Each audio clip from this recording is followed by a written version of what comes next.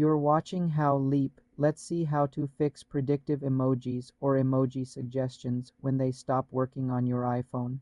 First, ensure the feature is enabled. Go to Settings, tap General, then Keyboard. Tap Keyboards, make sure emoji is listed. If not, tap Add New Keyboard and select emoji. Now go back to the main keyboard settings. Tap Predictive, toggle the switch on.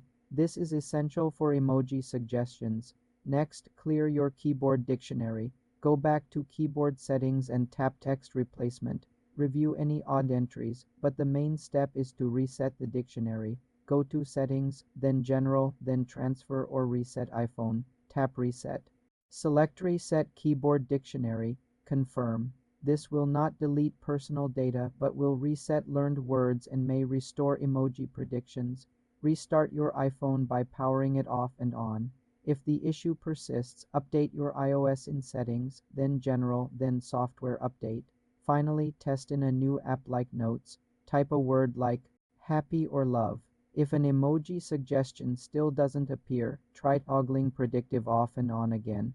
This usually resolves the glitch. For more simple iPhone keyboard tutorials, subscribe to the channel.